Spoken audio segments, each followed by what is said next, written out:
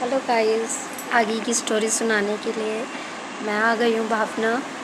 तो आपने वहाँ तक सुना था ना कि वो पीटर को मतलब वो स्पिरिट दिखाई देती है और बताती है। पीटर उससे पूछता है कि क्यों मेरे को नज़र आ रही है, चाहती क्या है। तब फिर वो बोलती है कि मतलब ऐसे ऐसे अपनी पूरी कहानी बता देती है कि कैसे उसका एक्सीडेंट हुआ, कैसे पेन ड्राइव उसकी सर्च नहीं हो पाई थी, एक पेड़ के पास अटकी हुई थी। तो उसमें बहुत ही ज़्यादा ज़रूरी डॉक्यूमेंट थे, तो वो उसके पेरेंट्स तक पहुंचने ज़रूरी है, उसके लिए वो हेल्प चाह रही थी पीटर से। और यूनिफॉर्म में वो इसलिए दिखते थे क्योंकि वो स्कूल यूनिफॉर्म में ही तब जा रही थी, स्कूल जा रही थी, और उसके बैग में वो पेन ड्राइव आ गई थी और तब उसका एक्सीडेंट हो जाता है और वो मर जाती है। तो वो उस पेन ड्राइव को ही अपने पेरेंट्स तक पहुंचाना चाहती है, जो कि उसी शहर में रहते हैं जहाँ पीटर और मैरी रहते हैं। तो बस क्या होता है कि इतने में फिर पीटर की मम्मा आ जाती है उसको लेने के लिए, है ना। जैसे वही टाइम होता है छुट्टी का, तो वो चली जाती है स्प्रिट। तो फिर वो अपनी मम्मी को बताता है कि मम्मी वो सुबह तो नज़र नहीं आई, लेकिन अब छुट्टी के समय वो मुझे फिर दिखाई दी। तो मम्मी बोलती है उसकी कि हॉली वाटर नहीं था तेरे पास। तो उसने कहा वो तो क्लासरूम में छूट गया था मेरा, वो मैंने अपने डेस्क पे रखा था, देख रहा था उसको बॉटल को निकाल के, तो वो वहीं छूट गया था, तो वो आ गई थी मेरे पास।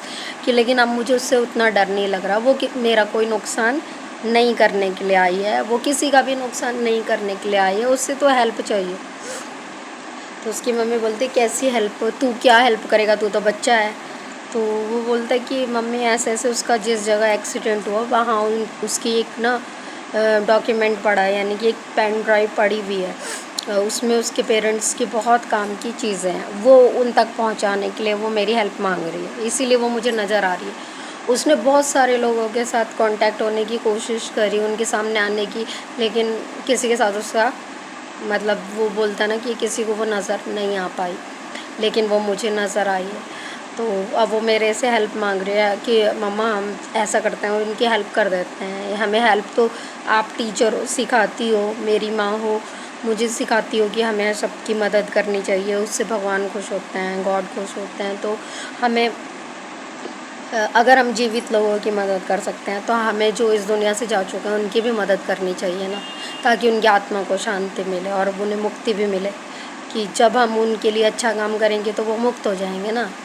तो फिर उसकी मम्मी कहती है कि बात तो सही कह रहा पीटर, चलो फिर कल चलते हैं, लेकिन हम अकेले नहीं जाएंगे उस जगह, हम किसी को साथ लेके जाएंगे। उसने कहा ठीक है मम्मा, साथ चलेंगे, लेकिन मैं भी चलूँगा साथ में। तो उसकी मम्मी कहते हैं ठीक है, क्योंकि उसने स्पेसिफिक एक जगह बताई थी जिस जगह वो थी, मतलब पेन ड्राइव ले पड़ी हुई थी। तो बस फिर वो अगले दिन ऐसे ही करता है। उसकी मम्मी अगले दिन संडे ही होता है, छुट्टी होती है उस दिन, वो अपने कलीग को बुला लेती है, एक टीचर होता है ना, सुरेश अंकल होता है उसके, उनको बुला लेती है और फिर उन्हीं की गाड़ी में वो तीनों के तीनों जाते हैं, उसी जगह जाते हैं। तो वो तो बहुत ही गहरी खाई थी जहाँ से उसकी स्कूटी गिरी थी उस लड़की की। उस लड़की का नाम अपेक्षा होता है। तो वो बोलता है कि मम्मी यहाँ से ही अपेक्षा की गाड़ी गिरी थी, और उसने बताया है कि ऐसे ऐसे यहाँ पर ही आसपास किसी पेड़ के पास पड़ी हुई है। तो वो कहती है मैं तेरे को नीचे नहीं उतरने दूँगी। एज़ यूजुअल भाई माँ होती है, बोलती कि मैं तेरे को नीचे नहीं उतरने दूँगी इतनी गहरी खाई में। और फिर अंकल जाते हैं, अंकल कहते हैं चल मैं जाता हूँ, मैं देखता हूँ। और एक और उनका नौकर होता है, वो भी साथ चलता है। तो वो लोग नीचे जाते हैं, बहुत ढूंढते हैं, किसी को कुछ नहीं मिल रहा होता। तो वो कहते हैं कि देखो भाई ये स्पिरिट ऐसी होती हैं, ये आत्माएं वात्माएं, इनके चक्कर में, अंकल बोलते हैं ना सुरेश अंकल, नहीं पढ़ना चाहिए, छोड़ो, हमने बहुत अच्छे से ढूंढा, नहीं मिला। और अब अगर नहीं मिल रहा है तो अगर वो कभी नज़र आएगी तो उसको बोल देना हमें परेशान मत करो, किसी और को ढूंढ लो, हमें तो नहीं मिली, हमने एक बार तुम्हारी हेल्प के लिए हम नीचे गए खाई के पास और वहाँ देखा भी, लेकिन वहाँ हमें कुछ भी नहीं मिला। तो लेकिन पीटर बहुत परेशान हो रहा था, पीटर सच में उसकी हेल्प करना चाहता है।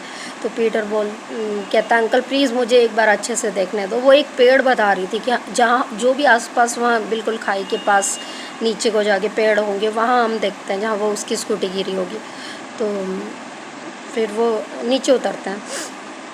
उसकी मम्मी पहले तो रोक रही होती है ना उसको, लेकिन फिर वो मानता नहीं, कहता मम्मी मैं संभल के जा रहा हूँ और मैं मुझे देख लेने दो एक बार। तो बहुत रोकती है उसकी मम्मी, लेकिन वो नहीं मानता और चला जाता है नीचे तक, अकेला ही जाता है बल्कि उस वक्त। और वहाँ जाके वो बड़े उस शिद्दत से ढूंढने लगता है, एक एक जगह को, एक एक चीज़ को उठा उठा के देखता है पेड़ के पास, जितने भी पेड़ होता है आसपास। तकरीबन आधा घंटा हो जाता है उसको, वो फिर हताश होकर बैठ जाता है कि मिल नहीं रही है, कि मैं उसकी बेचारी की हेल्प नहीं कर सकता।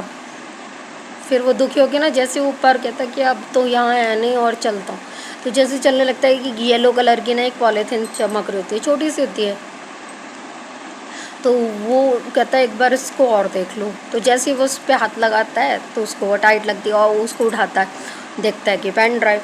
फिर वो बड़ा खुश हो जाता है। फिर ऊपर मम्मी और अंकल खड़े हुए होते हैं, वो कहते हैं कि क्या हुआ पीटर, वो कहता है मम्मी मिल गई। तो उसके मम्मी और अंकल भी कहते हैं ठीक है, फिर आ जाओ ऊपर, आ जाओ ऊपर, आ जाओ संभल के आना। तो वो ऊपर आ जाता है, ऊपर आ जाता है। अब पेन ड्राइव तो हाथ में है, लेकिन एड्रेस तो पता नहीं है कहाँ पहुँचाना है उसको। फिर क्या होता है कि वो घर आ जाते हैं, बल्कि पीटर के अंकल होता है ना, जो उसकी मम्मी के कलीग होते हैं, टीचर होते हैं, जो वो बोलते हैं कि इस पेन ड्राइव को मुझे दे दो, मैं पहले अपने कंप्यूटर में लगा के देखता हूँ कि क्या है, मतलब उससे एड्रेस वगैरह भी पता चल ही जाएगा, कोई डॉक्यूमेंट ऐसा हुआ तो मैं पहुँचा दूँगा। तो पीटर के अंकल पेन ड्राइव ले लेते हैं और चले जाते हैं और उनको घर छोड़ देते हैं, पीटर और मैरी को। तो मैरी और पीटर अपने घर आ जाते हैं। घर आके वो लोग मुंह हाथ धो रहे होता है पीटर, और उसकी मम्मी उसके लिए कुछ खाने के लिए लेकर आती है। तो वो दोनों खा ही रहे होते हैं, तो उनके घर के जो मतलब बाहर ना बड़ी तेज़ आवाज़ आती है, बहुत तेज़ आवाज़, जिससे कोई बहुत ज़ोर से चीख रहा हो। तो मेरी और वो पीटर एकदम से डर के बाहर निकलते हैं कि क्या हुआ, जैसे बहुत बड़ा धमाका हुआ हो और कोई चीख रहा हो। तो वो बाहर आके देखते कुछ भी नहीं होता ऐसा वहाँ पे। तो लेकिन आवाज़ दोनों ने सुनी थी, धमाका भी हुआ जैसे कोई ब्लास्ट होता है, कोई चीज़ फटती है, अम, और आवाज़ भी सुनी थी दोनों ने ही। लेकिन फिर वो ध्यान नहीं देते और अंदर आ जाते, कहते कि पता नहीं क्या हुआ होगा, चलो भाई। लेकिन अंदर अंदर दोनों ही सोच रहे होते हैं कि शोर हमने सुना, लेकिन बाहर तो कुछ भी नहीं है। फिर उसकी मम्मी मन ही मन में डिसाइड करती है कि मैं यहाँ से चली जाती हूँ अपने बेटे को लेके, हाँ हमारे साथ कुछ अजीब हो रहा है। तो वो अपनी मम्मी को फ़ोन करती है, मेरी ना, बोलती है कि अपनी माँ को सारी कहानी बताती है। उसकी माँ मुंबई में रहती है, तो वो वहाँ मुंबई में रहती है उसकी माँ, तो वो अपनी माँ को सारी कहानी बताती है कि ऐसे ऐसे पीटर के साथ हो रहा है। तो उसकी माँ कहती है कि एक काम करो, तुम लोग ना स्कूल से छुट्टी लो और अपनी टिकट कराओ और तुरंत मुंबई आ जाओ। फिर यहाँ मैं तुम्हें कहीं लेके जाऊँगी और फादर वगैरह से बात करेंगे, देखते हैं, और फिर अगर वहाँ पर तुम्हारे साथ ऐसा दोनों के साथ हो रहा है तो फिर वहाँ रहना ठीक नहीं है। तो वो भी मैं, लेकिन वो उसकी नानी बोलती है पीटर की कि पीटर को मत बताना और अपनी टिकट करा लो, नहीं तो वो मना करेगा आने से। तो उसको नहीं बताना, तो टिकट करा और जल्दी से जल्दी तुम लोग आ जाओ। तो मेरी छुट्टी अप्लाई कर लेती है अपनी स्कूल में, पीटर के भी स्कूल में एप्लीकेशन दे देती है उसकी छुट्टी के लिए, और वो मुंबई की टिकट करा लेती है। वो लोग मुंबई के लिए जा रहे होते हैं और पीटर बोलता है कि मम्मी वो पेन ड्राइव देनी है। वो कहती है कि नहीं बेटा, अब हमने एक हफ़्ते की छुट्टी ले ली, हम नानी के घर जा रहे हैं। झूठी बोलती है, नानी की तबीयत ज़्यादा ख़राब है।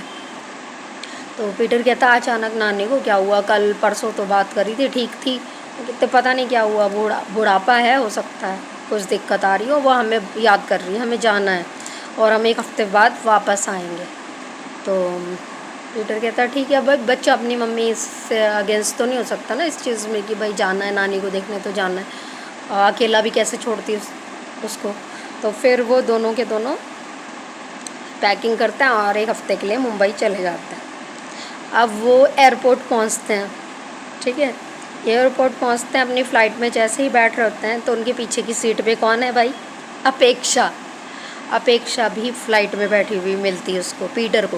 उसकी मम्मी ने तो अपेक्षा को नहीं देखा था ना, मेरी ने, लेकिन वो तो पहचानता था ना अपेक्षा को, और अपेक्षा उनका पीछा कर रही थी, वो वही फ़्लाइट में होती है। तो वो एकदम से बोलता है मम्मी पीछे वाली सीट पे अपेक्षा है। वो बोलती है अपेक्षा कौन? कि वो ही जिसका एक्सीडेंट में डेथ हुई थी। कि वो उसकी मम्मी एकदम घबरा जाती है, कहती है फ़्लाइट में भी ये अब मेरे बेटे के पीछे आ गई। तो वो ना कहती है कि चुप रहो और सीधे बैठे रहो, पीछे घूम के मत देखो, तो उससे बात मत करना, अगर वो देख भी रही है तो बात मत करना। और पीटर कहता है ठीक है। अब वहाँ से 2 घंटे का तो रास्ता ही था उनका, 1 डेढ़ घंटे की फ़्लाइट थी उनकी। तो वो लोग पहुँच जाते हैं मुंबई। अब जैसे ही प्लेन लैंड करती है फ़्लाइट, तो वो जैसे मुंबई में पहुंचता है वो पीछे घूम के एक बार फिर से देखता है कि अब उतरने की बारी है, अपेक्षा है ये चली गई। तो उसको वो नहीं दिखाई दे रही होती है, वो गायब हो जाती है। फिर वो फ्लाइट में नहीं थी, तो उसको भी ऐसा लगता है कि मेरा कोई भ्रम है जो मुझे दिखाई दी है, मम्मी को तो नहीं दिखाई दी, और अब है भी नहीं। तो बस वो नानी के घर चले जाता है, टैक्सी लेके वहाँ से ना कैब लेकर नानी के घर पहुँचते हैं। तो उसकी मम्मी नानी के फिर वो पीटर से बात करती है नानी, और सब कहानी पूछती है कि क्या क्या कैसे कैसे हुआ। तो पीटर सब बताता है। पीटर कहता है नानी ऐसे ऐसे बात है, हमें क्या उनकी उसकी हेल्प नहीं करनी चाहिए? अगर कोई स्पिरिट भी है तो वो अगर हेल्प मांग रही है तो बताओ, हमको हेल्प नहीं करनी चाहिए? एक बार तो वो भी इंसान थे ना हमारे जैसे, कल हम मेरे भी पापा की स्पिरिट है, मेरे पापा भी अगर किसी से हेल्प लेने के लिए आए तो क्या ऐसा होगा? तो उसकी मम्मी कहती कि बेटा बात तो तेरी सही है, नानी बोलती है बात तो सही है कि हेल्प करनी चाहिए, हर किसी की करनी चाहिए, लेकिन उनकी दुनिया अलग होती है और हमारी अलग होती है, तो डिफरेंस तो है। तो क्या, फिर वो चुप हो जाता है और वो लोग सोने के लिए चले जाते हैं। आगे की कहानी कल सुनाएंगे गाइस। Thank you.